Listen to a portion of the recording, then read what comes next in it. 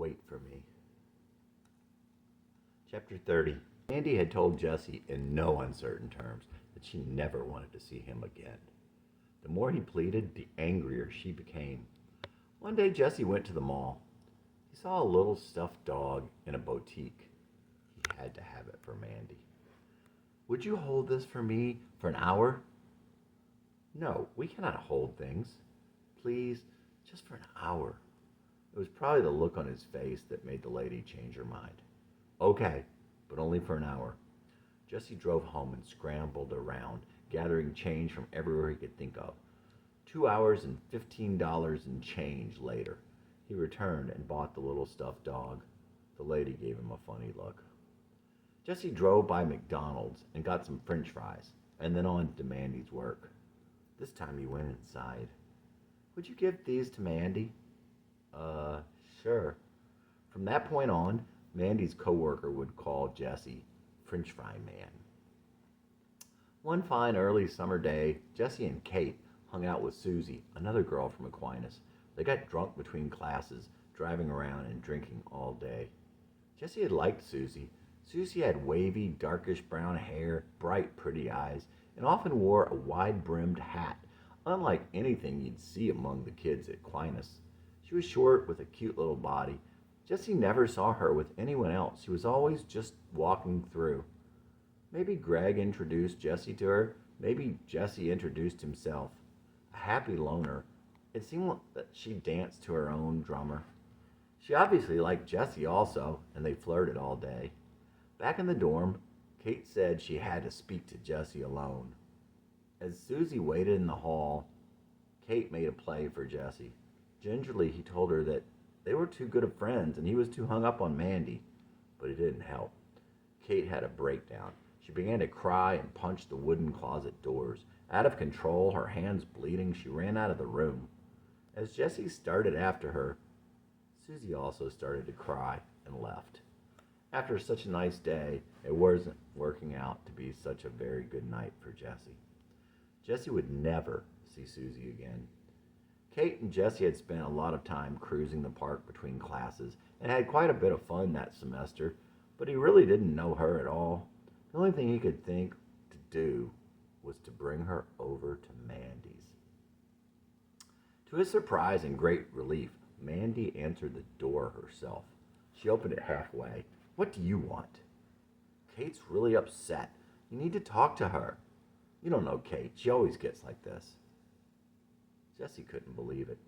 Mandy was refusing to talk to her friend. First, she turned her back on Rebecca, then wouldn't see Jesse, and now she wouldn't even talk to Kate when Kate needed her. Just come out to the car for a minute and talk to her. She can come here if she wants to talk to me. Jesse was so angry he forgot all about his hopeless love for Mandy. He exploded. Your problem's not me, he accused her with all his anger. Your problem is here. He half pointed, half poked her chest over her heart. And with that, he turned his back on her, walked back to the car, driving away without looking back. Gone with the Wind.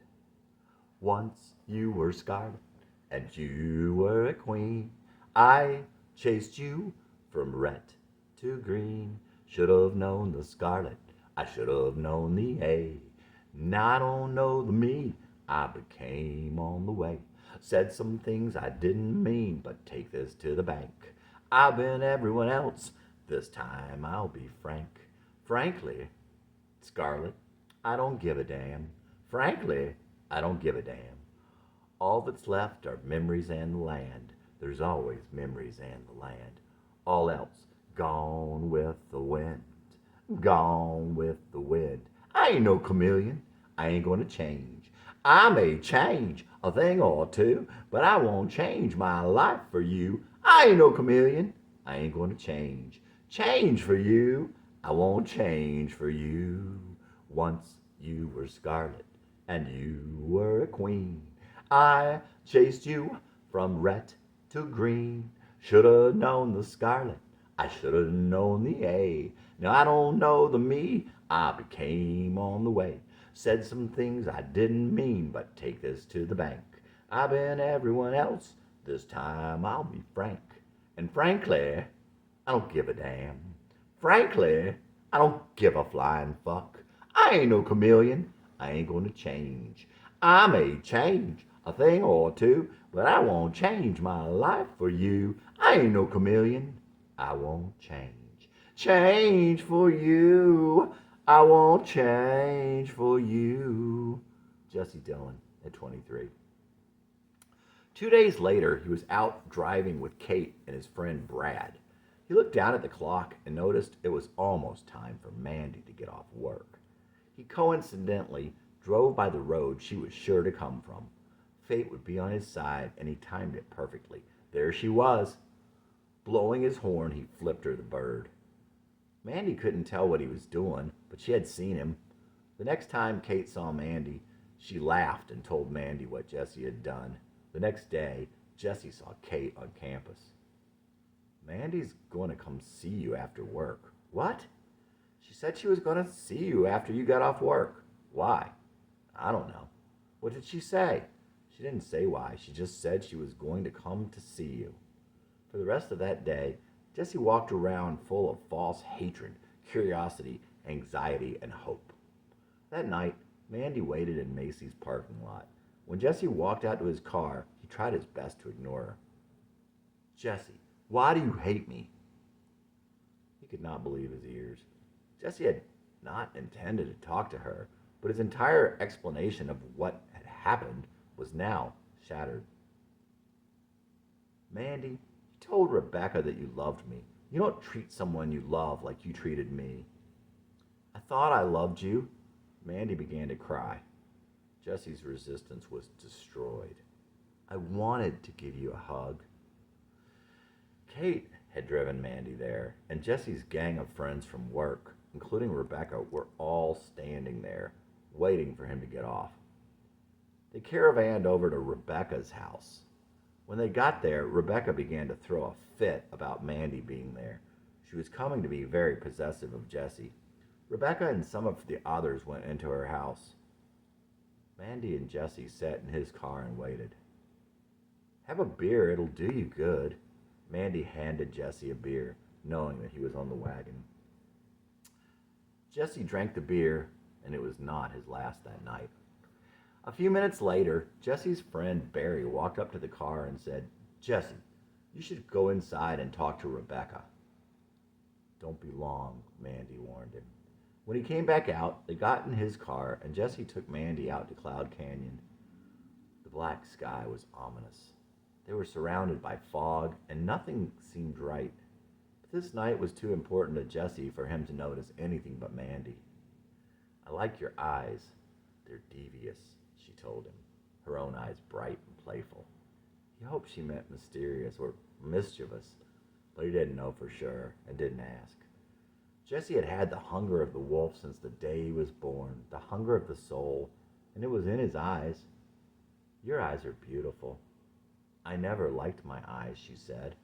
Out there in Cloud Canyon, under a million stars on a cool night in May, he remembered a time those eyes were even brighter, in the dark with the light of the moon and those same million stars shining through his bedroom window. But the stars and the moon and the light in those eyes were 1 year younger then. It had been the first time in his life that he had seen love. Not just love, but love for him. And he thought the only time he had ever seen it in someone else's eyes before or since. Mandy means beloved. Later, Jesse often thought how that fit her as well as his name fit him. On this night, certainly that had crossed his mind, and destiny seemed to smile, a special smile, on the Valley Wolf and his beloved. Before they left, Mandy told Jesse that she was going with Troy to a party at Kate's house the following Saturday night. She wanted to know if he wanted to come. Jesse told her that he didn't think he could stand seeing her with someone else. Jesse thought about the party all week. The chance to see Mandy again, the chance to be cool in front of her when she was with Troy. Jesse changed his mind about the party. Armed with beer and friends, he arrived at Kate's house. Kate, here I am, and I brought 28 friends. Kate looked shocked. She always took him literally. Rick and Barry and Rebecca and Brad and 24 beers. The party consisted of Mandy and Troy and Kate. But with Jesse and his friends, the place was almost rocking. Of course, Jesse could only think of Mandy with Troy. Jesse had pictured Troy as an asshole. Nothing to do with the guy himself, and everything to do with Jesse's feelings that someone superior must have Mandy now. And with the arrogance and testosterone that Jesse thought would come with that. And here he was, and he seemed like a nice enough guy. After a while, Jesse took Mandy aside. He's not the guy I thought he was. He seems all right. Mandy looked displeased. Jessie had thought she would be glad. Soon Mandy and Troy left. Lord, she could hurt him. And could Jessie set himself up? Kate was trashed. She fell down and hit her head on the fireplace. She lay there laughing with her little skirt pulled up and her little brown beaver showing through her see-through white panties. Sometime later, Rebecca was being Rebecca, and the next thing you know, Jessie grabbed a handful of strawberries, pulled her jeans by the button, and thrust the strawberries down her panties. He smashed them into her crotch for good measure, and followed this by sticking the whipped cream can in the same place and then unloading about half of it. They went up to Kate's bedroom just in time to see Kate and Brad coming out of the bathroom, dripping wet and wearing towels. Quite unnecessarily, Brad pulled his off and stood there, angry. More than Jessie wanted to see. They went in the bedroom. Jessie threw Rebecca on the bed and locked the door. Kate would complain at school the next week that she was finding strawberries in her bed for days. Kate obviously would have told Mandy also. Jessie didn't think much about it at the time, but later he would wonder whether that could have ended it. At the time, though, he was more interested, foolishly, in making Mandy jealous. Jessie could only wait so long before seeing her again. A few nights later, he packed up Rebecca and Kate and drove over to Mandy's. Mandy, I have to talk to you. I can't come out right now. Mandy didn't like Jessie's surprise visits. Rebecca and Kate are in the car. Mandy didn't appear to be too pleased at this either. What do you want? Can I talk with you a minute? Okay, talk to me. Could you at least come outside? All right, but only for 5 minutes. Mandy went out of sight and appeared a minute later. Reluctantly, she walked outside and shut the door behind her. Jessie led her across the street. They sat down together on the pavement. Mandy, I can't go on like this, not seeing you and you seeing someone else. Well, I'm sorry. I just can't stand not seeing you. Maybe it would be better if we didn't see each other, if you don't ever want to see me anyway. The problem with his attempt to bluff was that Mandy didn't care. Then maybe we shouldn't see each other anymore. Not what Jessie wanted to hear. But what did he expect? No, Mandy, I really do want to see you. I don't think it's a good idea. Mandy got up. I don't think it's a good idea. Mandy got up. I have to go in now. She began walking away. Jessie got up quickly and caught up. As they approached the car, Jessie stopped her. Mandy, don't, please. He followed her back across the yard. Mandy. They stopped in the middle of the yard. Mandy, I would marry you. Jessie emphasized the word marry as if it were a proposition, as if that proved his love conclusively. No, you wouldn't. Such a strange answer. Jessie would wonder later if she had remembered with pain the time long ago when he stated that that very thought that he wouldn't marry her. His words, "We could never be married," echoed through his weeping soul. Yes, I would, Jessie affirmed. She briefly looked in his eyes. In her eyes, there was something between the hurt that came from the disbelief of a long ago little girl who so wished it was true, and a, well, maybe you would, realization from an older girl who hoped for his sake it wasn't. Mandy didn't answer. They stood there for a moment looking at one another. Mandy turned and went inside. It was true. He would have married her then and there, or at any time during those years, but it made no difference. Mandy was back out of his life and already running away. Once again, Jessie had lost Mandy forever. Yes, he would have married her, but no, it wasn't a proposition. Again, Jessie would not have even this, and Mandy would not have even this, and again, The words not said would mark the place in time where they were not spoken. Again, the invisible keyboard would play the silent triplets that could later be dubbed in, as the lonely stars would view the scene as a play, a requiem for all those who failed to say the words. Did Mandy deny it because of what he had said years ago, or did she deny it because she wanted to deny that he had said it now, quickly, superstitiously, as if to make them disappear? Or did she deny it because she hoped he was not hung up on someone who no longer felt the same way about him? Was she just trying to spare Jessie the pain she had felt over him? It is so hard to live when you can only think of your life in terms of what you lost forever, when what you have lived for clouds your life like a giant moon, so close and big as to cast a shadow of darkness over your whole world, but just distant enough to be out of reach, large and far away enough in the darkness that you can't see it clearly, though you strain and strain. Forever and somehow. I hope I once loved you. Wonder if I love you now. Wonder if you ever loved me. I wish you loved me now. I guess I'll love you forever. Pray I'll get to you somehow. Sometimes think maybe you'll love me forever. Guess I'll get to you somehow. I still hear your words. What were you trying to say? Was it rejection or doubt? Either way, we can make it okay. Mandy, we still could work out. Hope I once loved you. Wonder if I love you now. Wonder if you ever loved me. I wish you loved me now. If you still love me, why won't you tell me? If not, I'll go my own way. If you ever loved me, I know I still owe you. Stuck with a debt I can't pay. Jesse Dillon. Chapter 31. Jesse tried to hold off on seeing Mandy as long as he could, to give her time, whatever that meant, like Kate had told him. One night, a couple weeks later, when Jesse and Rebecca got off work, Jesse insisted he wanted to see Mandy. Jesse's torment was past his endurance. He could wait no longer.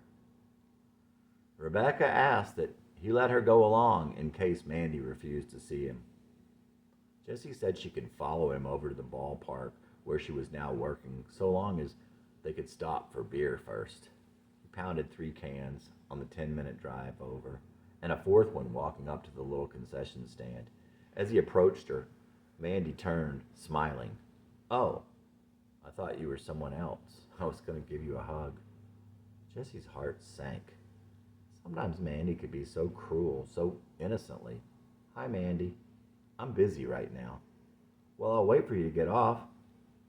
"I don't know when it'll be. I've got a lot to do." "That's okay."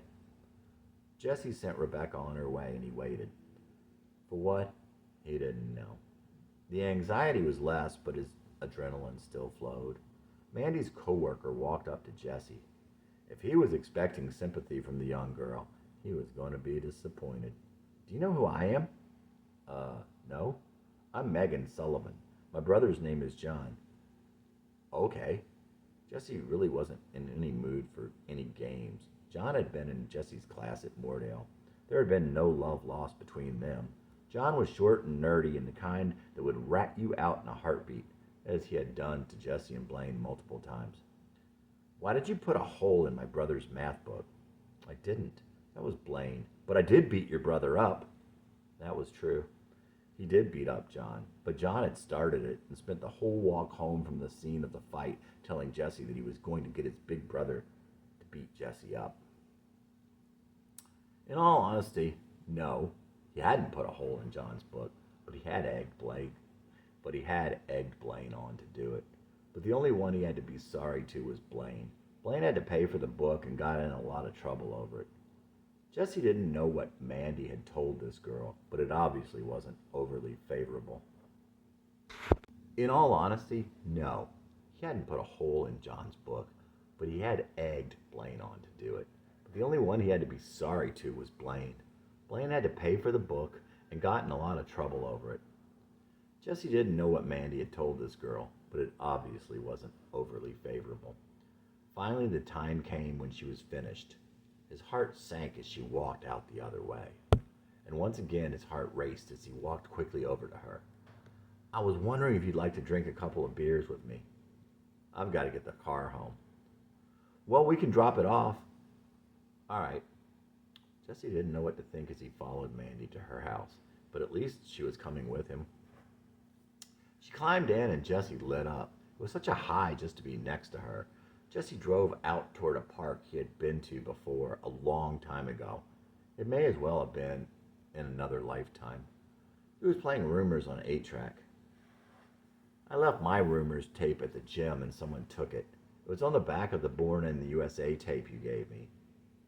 What happened to the songs I taped for you? I recorded over them. I didn't know any of them. Jesse's heart slowed. Why'd you erase it? He had worked so hard on finding just the right songs to tell her what he wanted to say. I didn't know any of those songs. At the end of the tape, Jesse had included the one line, I'll take good care of your love if you will let me give you mine, from the Union Gap song, Lady Willpower. That was clever at the end of the tape you made me. You listened to it? Yeah, I wanted to see if there were any more songs on it. As they drank, he could feel the clock tick. Fleetwood Mac played on, and he noticed the gas tank was on E. Still, he searched for the park. Giving up, he turned around, but his luck was all gone. It was really late, and the car was out of gas. Mandy was not pleased. Jesse walked up to a dark house up a hill and rang the bell. The kind old man gave him enough gas to get back home. Finally, they arrived at Jesse's house. Jesse opened the car door. Let's go in for a little while. No, I'm not ready to go back in there yet. Jesse's house was one bad memory for Mandy, one of the multitude of things Jesse failed to realize about her. So they sat in the car. Jesse tried to kiss Mandy. That wasn't his first mistake of the night, but it was his last. Jesse, I've got to go use the bathroom. Well, go into the house while I get some gas for the car. Jesse led her to the back door. She wouldn't go in. Suddenly, something was very wrong. Mandy was on the edge. What's the matter, Mandy? Jesse's mind was reeling. Mandy was on the verge of tears. I want to go home. All right, just let me put some gas in the car. I want to call someone to get me. That's not necessary, Mandy. Mandy turned and started walking. Mandy! She kept on walking. What are you doing? I'm walking home. No, he called after her, jogging to catch up. Jesse stopped. Mandy, stop, he insisted. He wanted to understand her more than anything he had ever wanted. He had suffered so much when he was younger because he just didn't understand people. Not at all. But somehow he had figured it all out. Now Jesse knew people, all kinds of people, but not Mandy. His words could not break her stride. With all he knew, he didn't understand her language. He was losing her again. Again. She was slipping away. He had heard about tackling someone while totally protecting them, taking all the shock yourself, like you might a small child. He ran after her and flipped over her, landing on his back, Mandy in his arms. Mandy was visibly more upset than ever. She wasn't scared. Was she angry? She said nothing. You can't hold me here forever. Mandy had a way of knowing just what to say to break Jesse's spirit. He let go. Mandy got up while Jesse lay there where she had been. She continued walking as if he hadn't ever tried to stop her. I don't want you to walk home. Come on, I'll drive you back to your house, okay? Just wait here. I'll go get the car. All right, Mandy, walk home. I'll follow you then. Have it your way. But when Mandy got as far as the grocery store down the hill, she turned and headed straight for the payphone. Mom, can you get Jack for me? Jack, could you come pick me up? I'm at Kroger. Jessie's sense of dread was acute. Why would she do this? They were only a mile from her house. This would certainly get her parents mad at her. And now he would wait by Mandy in spite of himself. In spite of the fact that he would see her brother. In this circumstance, her brother who scoffed at him once again, Jessie would give him the upper hand. In silence, they waited. This night that had started with anxiety would end up with anxiety, but the promise and hope were gone. Jessie flipped her brother the bird. He just dared him to say something. No, Jack wasn't stupid. Besides, he had already won in every way. Wait for me. I know you need time to be alone, away from me, to find out who you are. But wait for me. Jesse Dillon at 23.